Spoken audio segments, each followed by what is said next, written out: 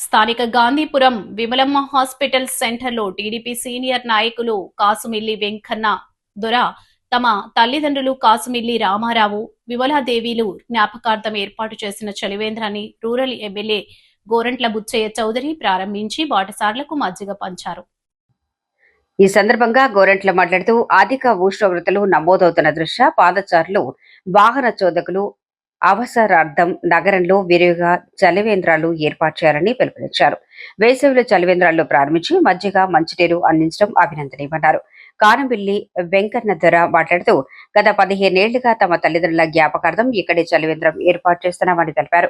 ప్రతిరోజు వాహన చోదకులకు బాటసార్లకు చల్లని మజ్జిగ పంపిణీ చేసి ఏర్పాటు చేస్తున్నామన్నారు.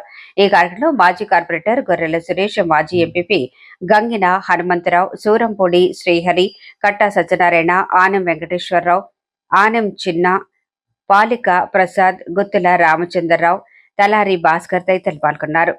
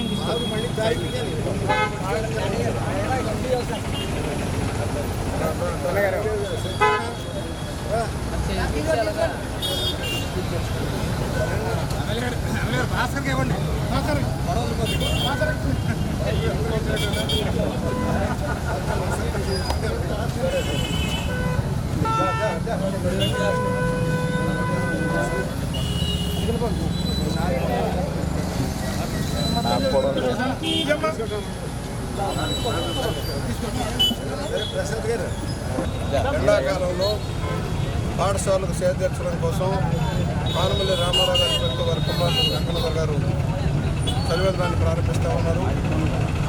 దీనివల్ల అధిక వేడిలో ప్రయాణం ఉండడం కోసం చల్లటి మజ్జిగతో కూడుకున్న మంచి కార్యక్రమం పడినందుకు అభినందిస్తూ పాఠశాలకు చదివే ప్రజలంతా కూడా ఎక్కడే వారికి ఉండడానికి ఆచ్ఛాదన ఏర్పాటు చేయడం, అలాగే మంచినీటి కేంద్రాలు ఏర్పాటు చేసి కార్యక్రమాన్ని భారీగా చేయమని అందరికీ విజ్ఞప్తి చేస్తూ ఎండలు తీవ్రంగా ఉన్నాయి.